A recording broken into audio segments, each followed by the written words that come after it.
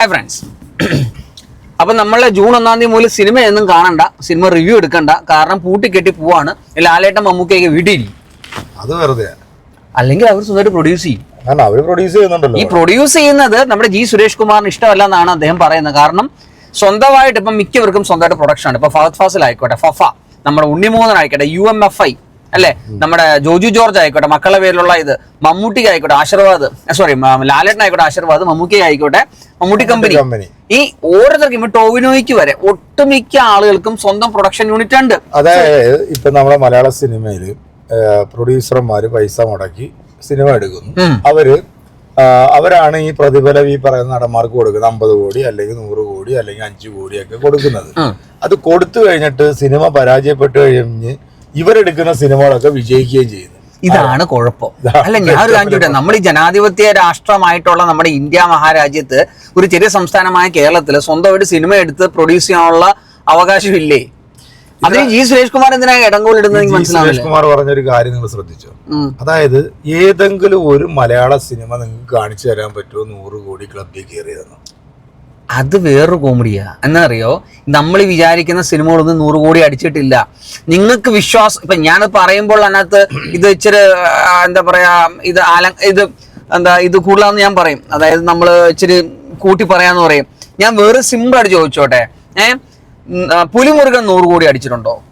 എനിക്ക് ഇപ്പോഴും വിശ്വാസം അല്ല, അടിച്ചിട്ടുണ്ടായിരിക്കാം. പക്ഷെ അതിന്റെ കണക്കുകൾ ആർക്കെങ്കിലും അറിയാവോ? ഒന്നുമില്ല. മാമാങ്കം 100 കോടി അടിച്ചിട്ടുണ്ടോ? ഒന്നും പറയാൻ പറ്റില്ല. ഈ പറഞ്ഞ വേറെ സിനിമകളിലെ മമ്മൂക്കയുടെ സിനിമ ഉണ്ട്, കുറെ സിനിമകളുണ്ട്. ഇതിപ്പോ 100 കോടി.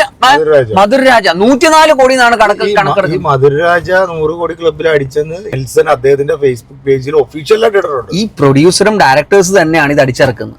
നിങ്ങളുടെ സംഘടന, അതായത് സുരേഷ് സാറിന്റെ സംഘടന ഇത് അടിച്ചിറക്കുന്നത്. എന്നിട്ട് വേറൊരു കാര്യമുണ്ട്. ഇയാൾ ഈ താരങ്ങള് പിന്നെ പൈസ കൂടുതൽ ചോദിക്കുന്നു എന്ന് പറയുന്നല്ലോ. ഇയാളുടെ മകളുണ്ടല്ലോ, തെന്നിന്ത്യൻ സൂപ്പർ നടിയായിട്ടുള്ള കീർത്തി സുരേഷ്. എത്രയാണ് മേടിക്കുന്നത്? കീർത്തി സുരേഷ് കഴിഞ്ഞ സിനിമയായിട്ടുള്ള ബേബി ജോൺ എന്ന് പറഞ്ഞ ഹിന്ദി പടമുണ്ട്, 8 നല്ല പടം. ആ സിനിമയിൽ ഇവര് മേടിച്ച പ്രതിഫലം 4 കോടി രൂപയാണ്. കണക്കുകൾ പറയുന്നതാണ്.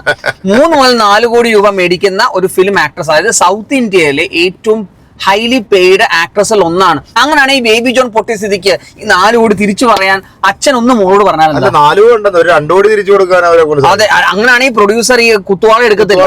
അദ്ദേഹം പറയുന്നുണ്ട്, പ്രൊഡ്യൂസർ കുത്തുവാള എടുത്തിട്ട് മറ്റേ സാധാരണ മരമുള്ള വീട്ടിൽ സാധാരണ ഒരു പാവപ്പെട്ട എന്തോ പറയുന്നുണ്ട് ഡയലോഗ്. ഈ അണ്ണൻ സത്യം പറയുകയാണെങ്കിൽ അണ്ണൻ എടുത്തിട്ടുള്ള പടങ്ങളൊക്കെ 8 പൊട്ടിയ പടങ്ങളാണ്. അതെ, കാരണം അവര് തെരഞ്ഞെടുക്കുന്ന കഥാപാത്രം കഥയൊക്കെ അങ്ങനത്തെ ആണെന്നേ. അതുകൊണ്ടാ സിനിമ ഇൻഡസ്ട്രി നിർത്തലാക്കുവാണെങ്കിൽ ഇവിടെ സാധാരണപ്പെട്ട ജനങ്ങൾക്ക് ഒന്നും വരാനില്ല, ഒന്നും സംഭവിക്കില്ല. നഷ്ടം നിങ്ങൾക്ക് തന്നെയാണ്, ഒന്നും സംഭവിക്കില്ല. കാരണം പണിയെടുക്കുന്നവർ പണിയെടുത്ത് തന്നെ ജീവിക്കും. 2024 ഇറങ്ങിയിട്ടുള്ള 225 സിനിമകൾ, 224 സിനിമകൾ അതിനകത്ത് എണ്ണി പറയാനാണെങ്കിൽ ഒരു 15 സിനിമയാണ് ബോക്സ് ഓഫീസിൽ ഹിറ്റ് അടിച്ച സിനിമ. കണക്കുകൾ പറയുന്നത് 200 സിനിമകളിൽ 24 സിനിമ മാത്രമേ ബോക്സ് ഓഫീസ് തൊട്ടിട്ടുള്ളൂ.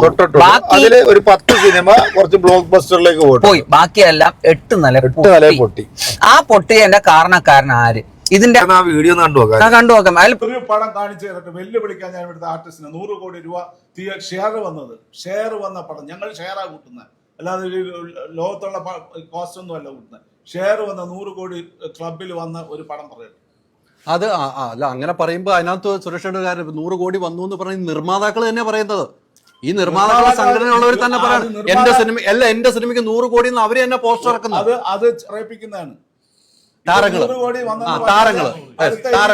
താരങ്ങളും ടെക്നീഷ്യന്മാരും അത് തന്നെയാണ്, താരങ്ങൾ പറയിപ്പിക്കുന്നതാണ് 100%. അല്ല, ഇവിടെ ഒരു പ്രൊഡ്യൂസർ അവകാശപ്പെടില്ല, അവനറിയാം അവന്റെ ഗതികേട് എന്താണെന്നുള്ളത്. അപ്പൊ ഇങ്ങനെ പറയുമ്പോഴത്തേക്ക് ഈ പുലിമുരുകൻ ഇപ്പൊ അവസാനം ഇറങ്ങിയിട്ടുള്ള നമ്മുടെ മാർക്കോ സിനിമക്ക് 100 കോടി ക്ലബിൽ കയറിയെന്ന് നമ്മളെങ്ങനെ വിശ്വസിക്കും? മാർക്കോ 100 കോടി ക്ലബ് കേരളത്തിൽ പിടിച്ചിട്ടില്ല എന്തായാലും. കാരണം എന്ന് വെച്ച് കഴിഞ്ഞാല് ഇത് നിർമ്മാതാക്കളുടെ സംഘടനയുടെ മെയിൻ ആളായി പറയുന്നത്. അതെ, 100 കോടി ക്ലബിൽ ഒരു സിനിമ ഈ വർഷം ഇതുവരെ ഇറങ്ങിയ സിനിമകളിൽ ആകെ ഞാൻ പറയാം, കഴിഞ്ഞ വർഷത്തെ ക്ലബിൽ കയറിയിട്ടേ ഇല്ലാതെ ഒരു സിനിമ പോലും. അപ്പൊ ഈ പറഞ്ഞ ഈ മഞ്ഞുമൽ ബോയ്സ് ഒക്കെയോ, പുലിമുരുകൻ, മഞ്ഞുമൽ ബോയ്സ് 2019 ഇതൊക്കെ കേറിയിട്ടില്ല എന്ന് ഇവരിങ്ങനെ പറയുന്നത് എന്താണ് ഈ പറയുന്നത്? എന്താ സത്യം അറിയത്തില്ല. വേറൊരു ഡയലോഗ് കൂടെ പുള്ളി പറഞ്ഞതായിട്ട് സോഷ്യൽ മീഡിയയിൽ പരക്കുന്നുണ്ട് കേട്ടാ. ലാലേട്ടന്റെ സിനിമകൾക്ക് പൈസ കൊടുക്കുക, അദ്ദേഹത്തിന്റെ സിനിമ കാണാൻ തിയേറ്ററിൽ ആൾ ഇഷ്ടം പോലെ ഉണ്ടെന്ന്. അങ്ങനെ ഈ കഴിഞ്ഞ ദിവസം ഇറങ്ങിയിട്ടുള്ള ബാറോസ് ആയിക്കോട്ടെ, മലയിക്കോട്ടെ വാലിബനായിക്കോട്ടെ. റോസ്ലാം ഉണ്ടായിരുന്നല്ലോ, നമ്മൾ ഫസ്റ്റ് ഷോ കണ്ടല്ലോ. നിങ്ങൾ അങ്ങനെ സംസാരിക്കരുത്. അതൊക്കെ വൻ കോമഡി സിനിമകളാണ് അതൊക്കെ. അത് പക്ഷെ അത് നഷ്ടം വരേണ്ട കാര്യമില്ല. കാരണം ഇദ്ദേഹം തന്നെ ലാലേട്ടൻ തന്നെ അതിനകത്ത് പ്രൊഡ്യൂസ് ചെയ്തു. ഗ്രാഫിക്സിനൊക്കെ ഒരുപാട് കാശ് മുടക്കിയിട്ടുണ്ടോ? ഞാൻ 50-80 കോടിയൊക്കെ ബഡ്ജറ്റ് ആയിരുന്നു. അത് കൈൻ മാസ്റ്ററിൽ ചെയ്തിരിക്കുന്ന ഫോണിൽ അഭിപ്രായം.